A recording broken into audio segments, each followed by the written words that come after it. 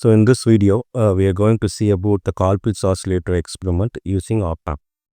So the basic component we require is IC741 opamp, and you require a DC power supply, one for positive 12 volt and another one for minus 12 volt, and you require two resistance, one is 200k and another one is 1k. So for 200k I have used TK resistance box, and I require two capacitance.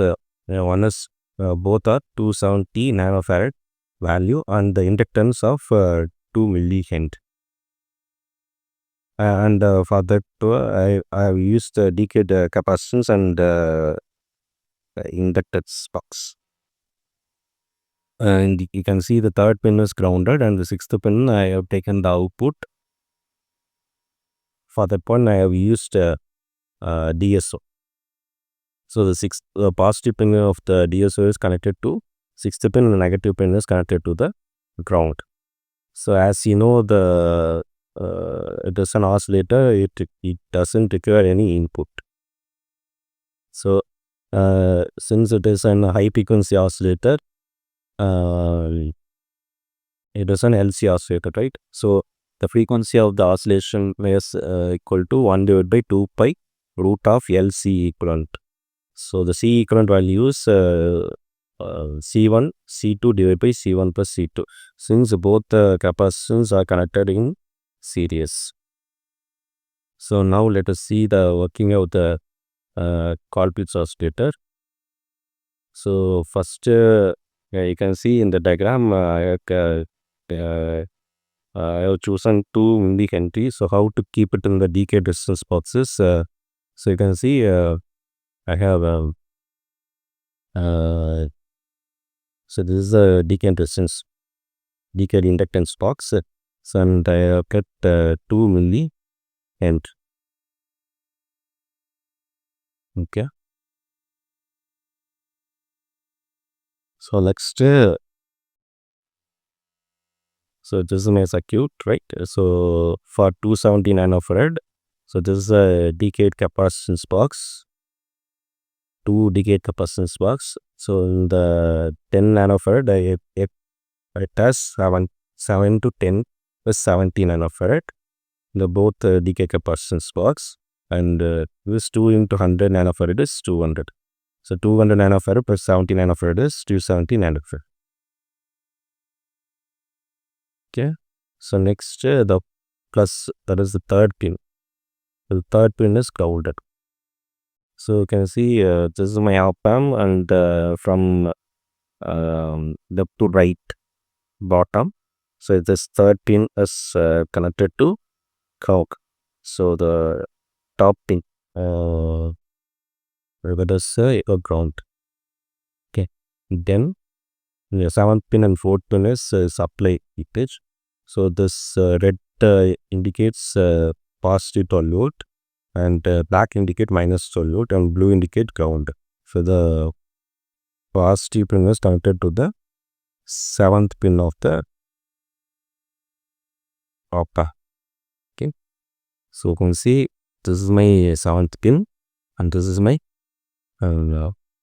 so this pin is connected to the seventh pin of an opamp.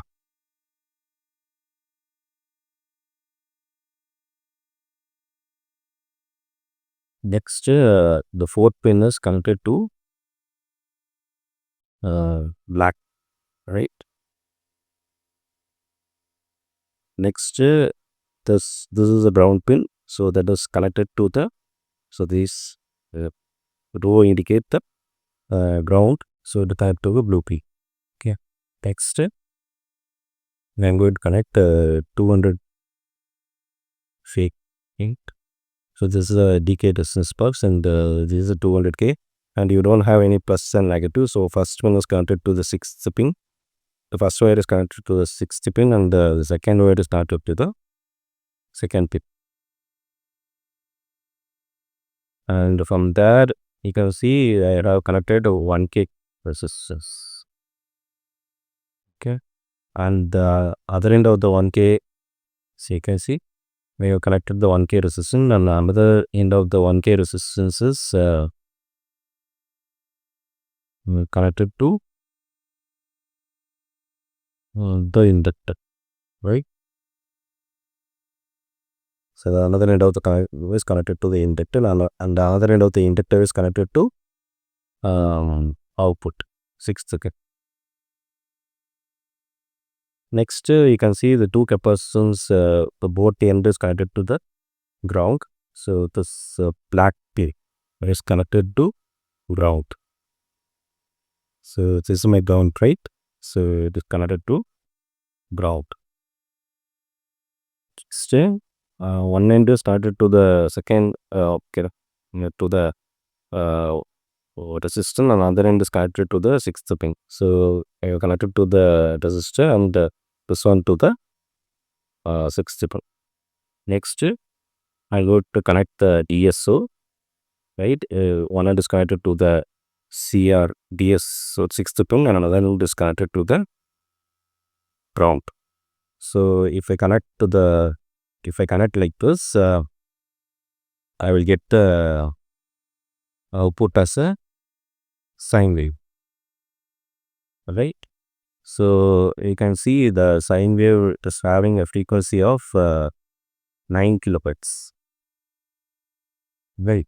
9 kilohertz, and VPP is 13.7 to 40. Okay, so how to find the theoretical value?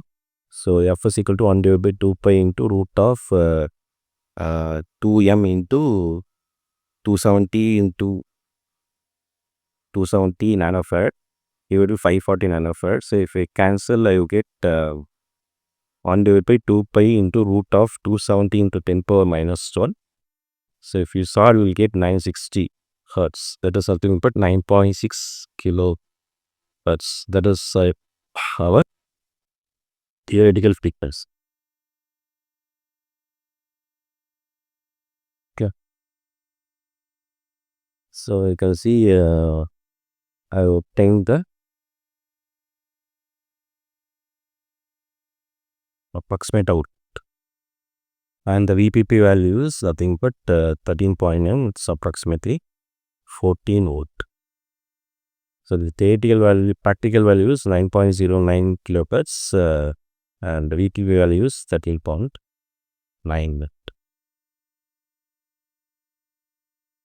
So the detailed derivation regarding the Colpitt oscillator is in the other video. So I will give it in the description box. You can refer that one also. So I hope this video is useful for you. Thank you.